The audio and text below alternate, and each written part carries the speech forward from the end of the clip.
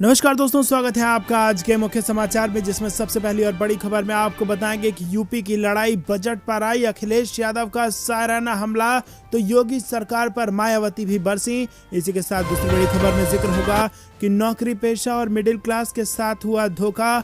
मोदी सरकार के बजट 2022 पर भड़क गया विपक्ष। तीसरी बड़ी खबर में आपको बताएंगे कि प्रियंका गांधी का तंज, न किसानों की आय हुई दुगनी, न महंगाई से मिली निजात, जुमले और सब्सिडी पर प्रहार। और इसी के साथ चौथी बड़ी खबर में जिक्र होगा कि वाह मोदी जी वाह, आपने तो वंदे भारत के नाम पर 400 ट्रेनें पूंजीपतियों को देकर धंधे भारत कर दी। संजय सिंह का पीएम मोदी पर तंज। और इसी के साथ पांचवी बड़ी खबर में आपको बताएंगे कि अखिलेश यादव और शिवपाल यादव को कांग्रेस ने दिया वॉक ओवर, करहल जसवंत नगर सीट से प्रत्याशी को हटाया। दोस्तों, हर एक खबर की गहराई में आपको ले जाएंगे, लेकिन उससे पहले अगर आपको भी ऐसा लगता है कि उत्तर प्रदेश में सरकार बदलनी तय है तो आप अभी इस वीडियो को लाइक कीजिए और 3000 लाइक के टारगेट को पूरा कराइए। साथ ही साथ अगर चैनल पर नए हैं तो लाल बटन को दबा के चैनल को फ्री में सब्सक्राइब करके घंटी बजाकर कमेंट में लिखिए जय हिंद। दोस्तों, रुक करते हैं सबसे पहली और बड़ी खबर की तरफ। यूपी की लड़ाई बजट पर आई। अखिलेश यादव का शायराना हमला, मायावती भी बरसी तो योगी ने गिनाए इसके फायदे। जी हाँ दोस्तों, उत्तर प्रदेश में विधानसभा चुनाव की लड़ाई मंगलवार को केंद्रीय बजट 2022 पर केंद्रित हो गई है। एक तरफ जहां मुख्यमंत्री योगी आदित्यनाथ ने इसके फायदे गिनाए हैं तो विपक्ष ने जमकर आलोचना की है। समाजवादी पार्टी अध्यक्ष अखिलेश यादव ने शायराना अंदाज में बीजेपी सरकार को घेरा तो बहुजन समाज पार्टी प्रमुख मायावती ने कहा कि ये बजट जनता को लुभाने के लिए लाया गया है, लेकिन टैक्स के बोझ ने लोगों का जीना मुश्किल कर दिया है। सपा प्रमुख ने तुकबंदी करते हुए कहा कि कारोबार और नौकरी के साथ जनता की आमदनी घट गई है और अब लोगों की जेब काटने के लिए ये बजट आया है। उन्होंने लिखा कि काम कारोबार सब हुआ चौपट, ऐतिहासिक मंदी लाखों की नौकरी कर गई चट, आम जनता की आमदनी गई घट और बेकारी बीमारी में बैंकों में जमा निकली सारी बचत। अब लोगों को जेब काटने के लिए आया भाजपा का एक और बजट। उत्तर प्रदेश में भाजपा के दुखदायी युग का अंत शुरू हो रहा है। यूपी कहे आज का नहीं चाहिए भाजपा। तो दोस्तों, आपको बता दें कि ऐसा तंज कसा है अखिलेश यादव ने और शायराना अंदाज में बजट को जमकर कोसा। वहीं मायावती ने भी कहा है कि पुराने वादों को भूल गई है सरकार। बीएसपी सुप्रीमो मायावती ने भी बजट की आलोचना करते हुए कहा कि संसद में आज पेश केंद्रीय बजट नए वादों के साथ जनता को लुभाने के लिए लाया गया है, जबकि गत वर्षों के वादों व पुरानी घोषणाओं आदि के अमल को भुला दिया गया है। ये कितना उचित है? केंद्र बढ़ती गरीबी, बेरोजगारी, महंगाई और किसानों की आत्महत्या जैसी गंभीर चिंताओं से मुक्त क्यों है? एक अन्य ट्वीट में उन्होंने कहा कि थपथपा लेने से अभी तक देश की बात नहीं बन पा रही है। एक अन्य ट्वीट में उन्होंने कहा कि केंद्र सरकार द्वारा अपनी पीठ अपने आप थपथपा लेने से अभी तक देश की बात नहीं बन पा रही है। टैक्स की मार लोगों का जीना दुभर किए हुए है और इसीलिए केंद्र का भरसक प्रयास खासकर बेरोजगारी व असुरक्षा आदि के कारण लोगों में छाई तंगी, मायूसी व हताशा को कम करने की हो तो बेहतर है। रुक करते हैं अगली बड़ी खबर की तरफ। नौकरी पेशा और मिडिल क्लास के साथ हुआ धोखा, मोदी सरकार के बजट 2022 पर भड़का विपक्ष। जी हां दोस्तों, आपको बता दें वित्त मंत्री निर्मला सीतारमण ने वित्त वर्ष 2022-23 का आम बजट मंगलवार को संसद में पेश किया। कांग्रेस समेत विपक्षी पार्टियों के कई नेताओं ने बजट पर तीखी प्रतिक्रिया दी है। कांग्रेस ने आम बजट पेश होने के बाद आरोप लगाया कि सरकार ने देश के वेतनभोगी वर्ग और मध्य वर्ग को राहत नहीं देकर उनके साथ विश्वासघात किया है। वहीं बंगाल की मुख्यमंत्री और तृणमूल कांग्रेस सुप्रीमो ने बजट को पेगासस स्पिन बजट करार देते हुए कहा कि इसमें देश के आम लोगों के लिए कुछ भी नहीं है। कांग्रेस के पूर्व अध्यक्ष राहुल गांधी ने आरोप लगाया कि आम बजट में वेतनभोगी वर्ग, मध्य वर्ग, गरीबों, किसानों, युवाओं और छोटे कारोबारियों के लिए कुछ नहीं है। गांधी ने ट्वीट किया कि मोदी सरकार के बजट में कुछ नहीं है। मध्य वर्ग, वेतनभोगी वर्ग, गरीब और वंचित वर्ग, युवाओं, किसानों और एमएसएमई के लिए कुछ खास नहीं है। रुक करते हैं अगली बड़ी खबर की तरफ। प्रियंका गांधी का तंज, न किसानों की आय हुई दुगनी, न महंगाई से मिली निजात, जुमले और सब्सिडी पर प्रहार। जी हाँ दोस्तों, आपको बता दें कि कांग्रेस की राष्ट्रीय महासचिव प्रियंका गांधी ने ट्वीट कर बजट पर अपनी प्रतिक्रिया दी है। प्रियंका गांधी ने ट्वीट किया कि न किसानों की आय दुगनी, न मध्यम वर्ग को टैक्स में छूट, न महंगाई से निजात, न छोटे उद्योगों को राहत, न युवाओं को रोजगार, बस पुराने हो चुके जुमले और सब्सिडी पर प्रहार। यही है मोदी सरकार के बजट का सार। इससे पहले सपा प्रमुख अखिलेश यादव ने शायराना अंदाज में ट्वीट करके भारतीय जनता पार्टी को बजट के ऊपर घेरने की कोशिश की थी, तो वहीं मुख्यमंत्री योगी आदित्यनाथ ने बजट के तारीफों की पुल बांध दी। दोस्तों, रुक करते हैं अगली बड़ी खबर की तरफ। वाह मोदी जी वाह, आपने तो वंदे भारत के नाम पर 400 ट्रेनें पूंजीपतियों को देकर धंधे भारत कर दी। जी हाँ दोस्तों, आम आदमी पार्टी के राज्यसभा सांसद संजय सिंह ने बजट को लेकर सरकार पर जमकर निशाना साधा है। उन्होंने ट्वीट कर लिखा कि भाजपा सरकार ने कोरोना पीड़ित आम जनता को कोई राहत नहीं दी है।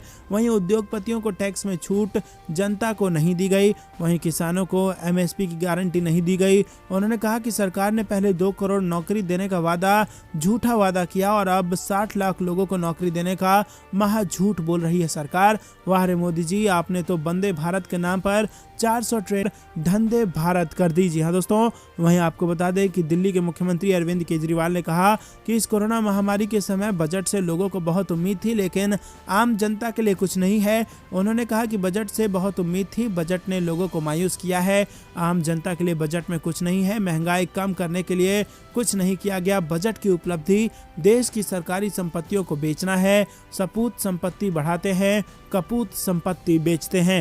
रुक करते हैं अगली बड़ी खबर की तरफ। अखिलेश यादव और शिवपाल यादव को कांग्रेस ने दिया वॉक ओवर, करहल जसवंत नगर सीट से प्रत्याशी को हटाया। जी हाँ दोस्तों, उत्तर प्रदेश विधानसभा चुनाव में समाजवादी पार्टी प्रमुख अखिलेश यादव को मैनपुरी की करहल सीट पर कांग्रेस ने वॉक ओवर देने का फैसला ले लिया है। इतना ही नहीं, शिवपाल यादव की जसवंत नगर सीट पर भी कांग्रेस प्रत्याशी नहीं उतार रही है। हालांकि कांग्रेस ने करहल सीट पर अपना प्रत्याशी घोषित कर दिया था, लेकिन मंगलवार को नामांकन करने से रोक दिया है। इस तरह से कांग्रेस ने चाचा भतीजे दोनों को वॉक ओवर दे दिया है। कांग्रेस के राष्ट्रीय सचिव और ब्रिज क्षेत्र के प्रभारी रोहित चौधरी ने बताया कि कांग्रेस ने फैसला लिया है कि करहल और जसवंत नगर सीट पर अपना प्रत्याशी नहीं उतारेंगे। रुक करते हैं अगली बड़ी खबर की तरफ। यूपी कांग्रेस मुख्यालय में इंक में केमिकल मिलाकर कन्हैया कुमार पर किया गया हमला, 2 लोग झुलसे, आरोपित हिरासत में। जी हाँ दोस्तों, आपको बता दें कि मॉल एवेन्यू स्थित कांग्रेस के प्रदेश मुख्यालय में मंगलवार दोपहर स्टार प्रचारक कन्हैया कुमार के कार्यक्रम के दौरान लॉ छात्र देवांश वाजपेयी ने नारेबाजी करते हुए केमिकल फेंक दिया। केमिकल पड़ने से कांग्रेस के 2 वार्ड अध्यक्ष झुलस गए। घटना से परिसर में अफरा तफरी मच गई। दोनों वार्ड अध्यक्ष को आनन फानन इलाज के लिए सिविल अस्पताल ले जाया गया। वहीं आरोपित छात्र देवांश को कार्यकर्ताओं ने पकड़ा और पीटने के बाद पुलिस को सुपुर्द कर दिया। हुसैनगंज पुलिस ने आरोपित को हिरासत में ले लिया और उससे पूछताछ कर रही है। दोस्तों, रुक करते हैं अगली बड़ी खबर की तरफ। मुख्यमंत्री योगी को काले झंडे दिखाने वाली पूजा शुक्ला को समाजवादी पार्टी ने दिया टिकट। जी हाँ दोस्तों, उत्तर प्रदेश के मंत्री योगी आदित्यनाथ को काले झंडा दिखाने वाली पूजा शुक्ला को समाजवादी पार्टी ने लखनऊ उत्तरी सीट से अपना प्रत्याशी बनाया है। सपा प्रमुख अखिलेश यादव ने इस सीट से ब्राह्मणों झंडा उठाने वाले अभिषेक मिश्रा का टिकट काटकर पूजा शुक्ला पर भरोसा जताया है और इस सीट पर फिलहाल बीजेपी का कब्जा है, लेकिन यहाँ के राजनीतिक समीकरण को देखते हुए मुकाबला काफी रोचक हो सकता है। लखनऊ विश्वविद्यालय में वामपंथी संगठन आइसा से छात्र नेता के तौर पर सियासी सफर की शुरुआत करने वाली पूजा शुक्ला को सपा ने लखनऊ के उत्तरी सीट से प्रत्याशी बनाया है। पूजा शुक्ला ने साल 2017 में बीजेपी की सरकार बनने के बाद मुख्यमंत्री योगी आदित्यनाथ के लखनऊ विश्वविद्यालय जाते समय काला झंडा दिखाया था, जिसके चलते उन्हें गिरफ्तार कर जेल भेज दिया गया था और 26 दिनों तक पूजा शुक्ला को जेल में रहना पड़ा था। दोस्तों, रुक करते हैं अगली बड़ी खबर की तरफ। ब्रेकिंग न्यूज स्टाइल में अखिलेश यादव ने योगी पर किया तंज, बोले 99 प्रत्याशी अपराधी छवि के शतक में बस 1 की कमी। जी हाँ दोस्तों, आपको बता दें कि यूपी चुनाव को लेकर समाजवादी पार्टी प्रमुख अखिलेश यादव और मुख्यमंत्री योगी के बीच ट्विटर वॉर जारी है। अखिलेश यादव ने ब्रेकिंग न्यूज की शक्ल में योगी पर बड़ा हमला बोला है। अखिलेश यादव ने बीजेपी पर यूपी चुनाव में काफी संख्या में आपराधिक छवि वाले उम्मीदवारों को चुनावी मैदान में उतारने का आरोप आरोप लगाया है। समाजवादी पार्टी प्रमुख ने ट्वीट कर कहा कि बाबा जी की ब्रेकिंग न्यूज, भाजपा के आपराधिक छवि के प्रत्याशियों का शतक पूरा होने में बस एक की कमी। अब तक अपराधी छवि के 99 उम्मीदवारों को टिकट दे चुकी है भाजपा। दरअसल मुख्यमंत्री योगी समेत पूरी बीजेपी समाजवादी पार्टी के समय के कानून व्यवस्था को खराब बताते हुए अखिलेश यादव पर निशाना साधते रही है। खुद सीएम योगी भी तरह तरह के शब्दों से सपा को संबोधित कर चुके हैं। दोस्तों रुक करते हैं अगली बड़ी खबर की तरफ। जयंत चौधरी का भाजपा पर पलटवार, कहा ऐसा भर भर कर वोट दो कि बीजेपी नेताओं की चर्बी उतर जाए। दोस्तों आपको बता दें कि उत्तर प्रदेश चुनावों में बड़े नेता पार्टी के उम्मीदवारों का प्रचार करने के लिए रण में उतर चुके हैं। सोमवार को राष्ट्रीय लोकदल के प्रमुख जयंत चौधरी चुनाव प्रचार के लिए अलीगढ़ पहुंचे और इस दौरान जयंत चौधरी ने कहा कि नल के बटन को इतना दबाना कि भाजपा नेताओं की जितनी चर्बी चढ़ गई है वो सब उतार देना। अलीगढ़ से राष्ट्रीय लोकदल के प्रत्याशी वीरपाल सिंह दिवाकर के समर्थन में एक चुनावी सभा को संबोधित करते हुए जयंत चौधरी ने कहा कि प्रदेश में चौधरी चरण सिंह की कलम से गुंडा कानून बना था, बाबा ने कोई कानून नहीं बना। बाबा कह रहे हैं कि इनकी गर्मी निकाल दूंगा, मई जून में शिमला जैसी ठंड हो जाएगी।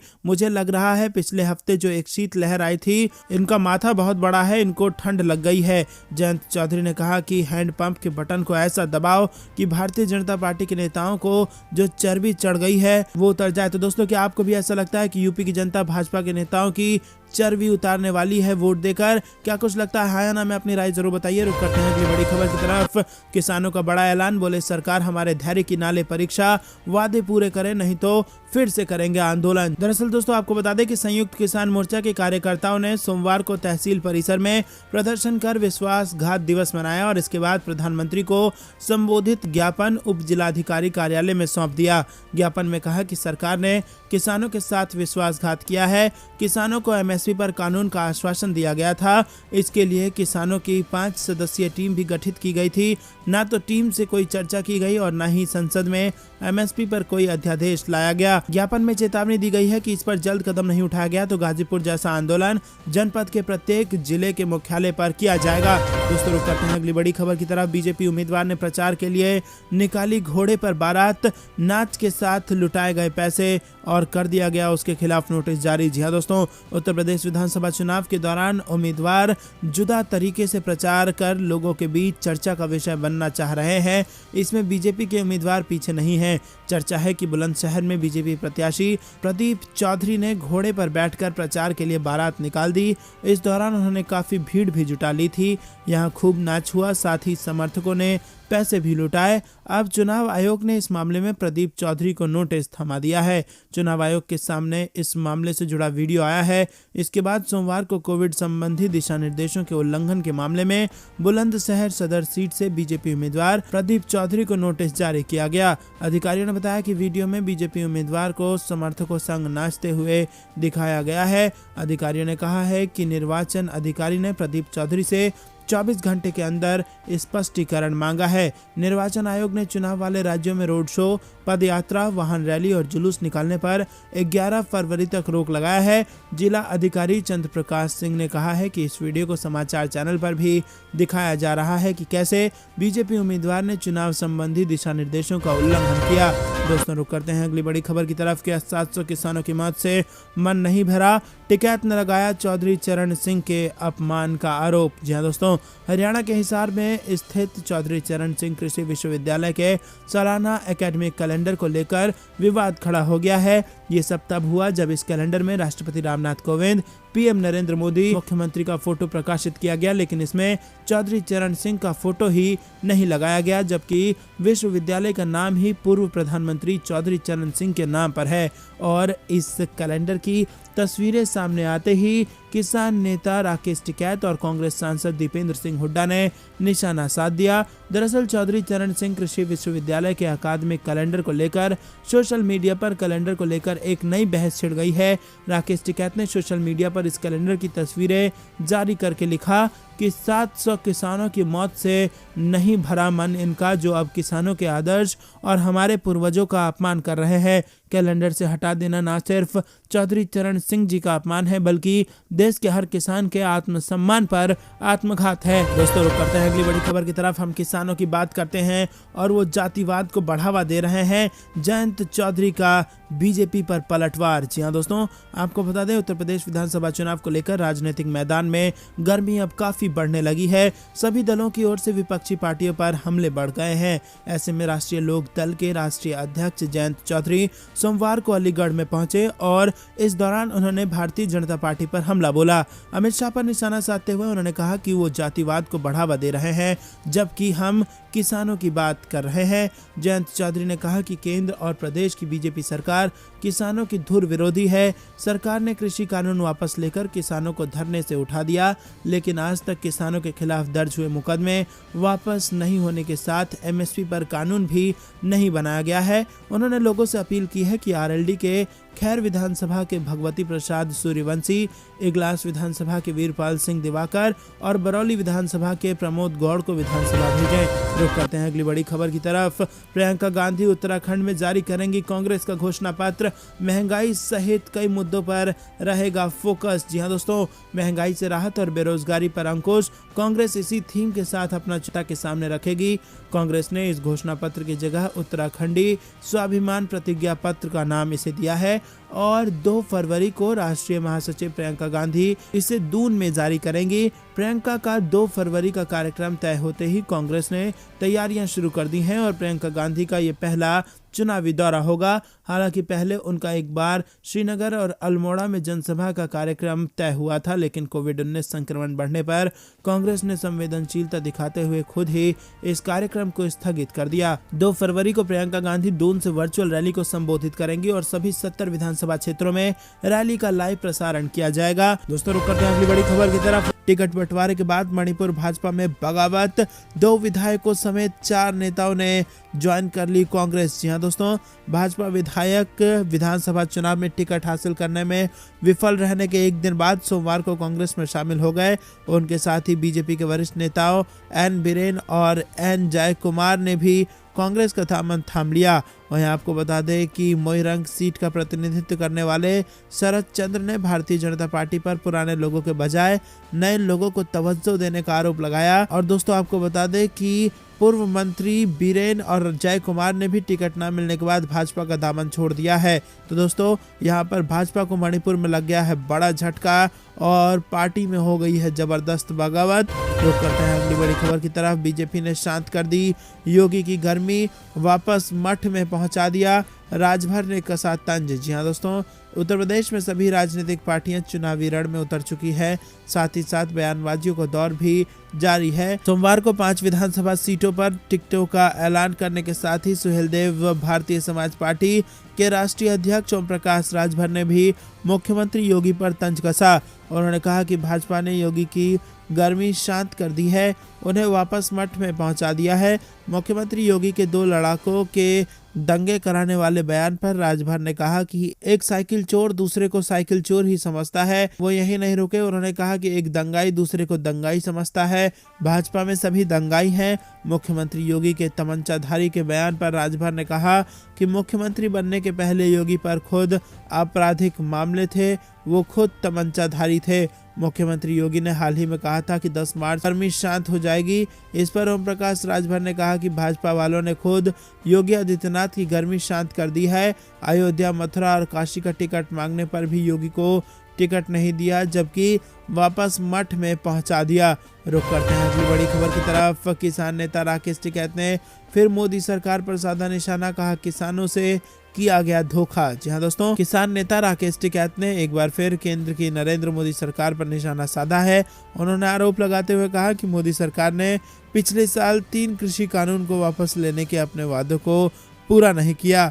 वहीं देश के किसानों के साथ वादा खिलाफी कर किसानों के घाव पर नमक छिड़कने का काम किया गया है। किसानों के साथ हुए इस विश्वासघात से ये स्पष्ट है कि देश का किसान एक लंबे संघर्ष के लिए तैयार रहे। वहीं दोस्तों, राकेश टिकैत ने घोषणा करते हुए कहा कि सोमवार को विश्वासघात दिवस के रूप में मनाया जाएगा। उन्होंने भारत के एकमात्र बहुभाषी माइक्रो ब्लॉगिंग प्लेटफॉर्म कू पर उन्होंने शुद्ध हिंदी में पोस्ट किया। अपने वादों से पीछे हटकर सरकार ने किसानों के घाव पर नमक छिड़का है। ये विश्वासघात स्पष्ट करता है कि भारत के किसानों को चाहिए एक लंबे और कठिन परिश्रम के लिए तैयार रहो। वहीं अपनी बात को रेखांकित करने के लिए किसान नेता ने #विश्वासघात दिवस का इस्तेमाल किया। बता दें कि नवंबर 2021 में पीएम मोदी ने घोषणा की थी कि किसानों के लंबे आंदोलन के बाद केंद्र 3 विवादास्पद कृषि कानूनों को वापस लेगा। दोस्तों, रुक करते हैं अगली बड़ी खबर की तरफ।